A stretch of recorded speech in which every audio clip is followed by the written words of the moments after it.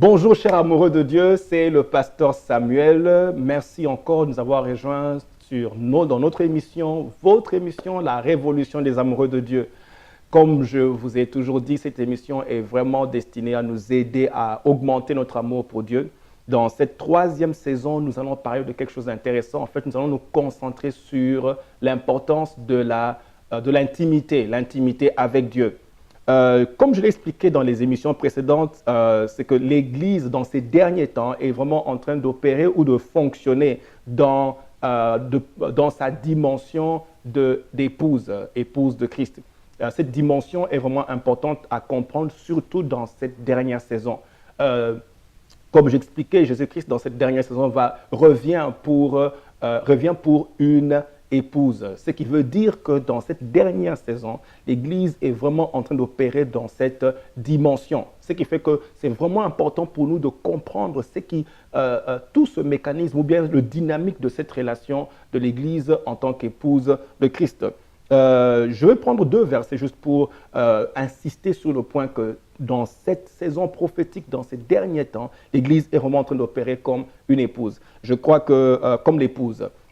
Éphésiens chapitre 5, verset 27 nous dit « Afin de paraître devant lui, cette Église glorieuse, sans tache ni ride, ni rien de semblable, mais sainte et irréprochable. » Ça veut dire que l'Église est en train de travailler dans ces derniers temps ou bien est en train d'être préparée à être présentée devant Christ comme une Église sainte, une Église glorieuse, sans tache ni ride, ni rien de semblable, mais sainte et irréprochable. Dans ce dernier temps, l'Église est en train d'être préparée pour être présentée.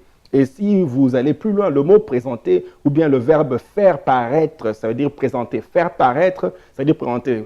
Parle du moment où la future mariée est présentée devant l'époux.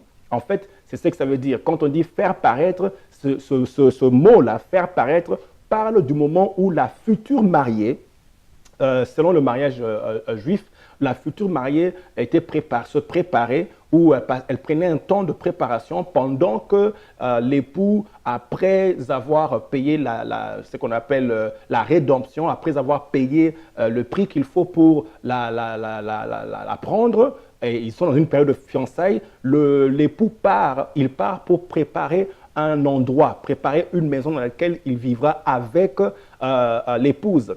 Pendant cette période-là, la fiancée va rester se préparer. Et donc, quand le temps vient où l'époux revient pour reprendre l'épouse, quand ce temps arrive, c'est en ce moment-là que l'épouse sera présentée devant l'époux. Et c'est le verbe qui est utilisé ici, va faire paraître ou présenter l'Église devant lui. Donc, comme je dis, la future mariée sera présentée devant l'époux. Donc, vous voyez que Christ reviendra pour l'épouse. C'est pour ça que j'explique que dans ces derniers temps, cette dynamique ou bien cette position de l'épouse est importante parce que prophétiquement, nous sommes dans cette saison-là. Et je prie vraiment que pendant qu'on apprend ces choses, ça puisse vraiment atterrir dans notre cœur. Et donc, c'est après cette période-là. L'autre chose aussi qui nous montre que nous sommes vraiment dans cette saison prophétique, c'est ce qui va se passer immédiatement après l'enlèvement. Et j'ai toujours dit, je le dirai encore, l'enlèvement, c'est le grand rendez-vous des amoureux de Dieu où Jésus-Christ, l'époux, va venir rester dans les airs et va tirer l'épouse vers lui. Alors, après l'enlèvement, ce qui va se passer, l'événement qui prend place immédiatement après l'enlèvement est appelé les noces de l'agneau. Ah, vous voyez, ce qui vient directement après l'enlèvement, c'est les noces de l'agneau. Les noces veut simplement dire les célébrations autour de la fête de mariage ou bien carrément la fête de mariage. Donc, les noces, ça veut dire fête de mariage. Donc, c'est l'événement qui viendrait directement après l'enlèvement. Alors, vous imaginez qu'après l'enlèvement, après que l'Église se soit réunie avec Jésus-Christ dans les airs, après l'enlèvement, l'événement qui suit cette réunion-là, c'est le mariage ou les noces de l'agneau. Donc, ça nous indique que la relation dans laquelle nous sommes, non seulement est une relation amoureuse, mais dans ces derniers temps, l'Église de plus en plus est en train de fonctionner comme épouse, préparant ces événements de la fin des temps. Alors, maintenant, la question qu'on peut se poser, c'est pourquoi Dieu attache une importance aussi particulière à cette relation? Pourquoi cette relation est importante? Pourquoi Dieu attache une relation aussi particulière à cette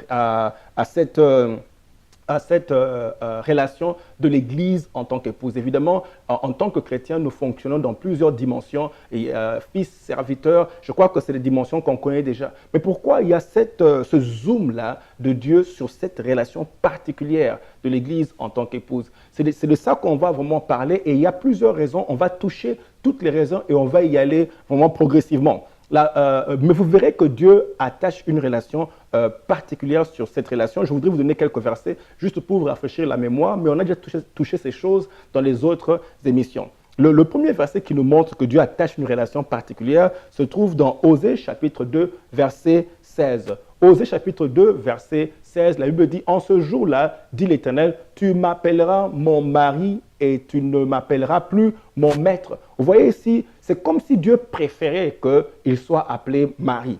Il préfère la relation donc amoureuse que même la relation du serviteur au maître.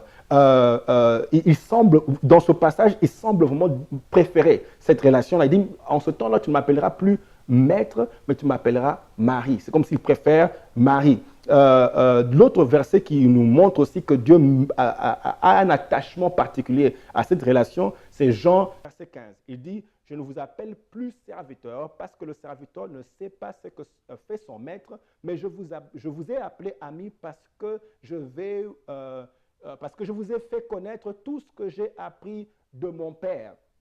Il dit, je ne vous appelle pas serviteur. C'est comme si, en tant que serviteur, il y a des restrictions. Alors, il préfère une relation plus profonde. Et donc, il dit une relation, il dit, je vous appelle ami. Évidemment, vous devez comprendre ici que la relation, quand il dit ami, ce n'est pas nécessairement la relation amicale, mais il essaie d'expliquer la profondeur de la relation. Il essaie d'expliquer l'intensité de la relation. Donc, il dit, je ne vous appelle plus serviteur, je vous appelle ami.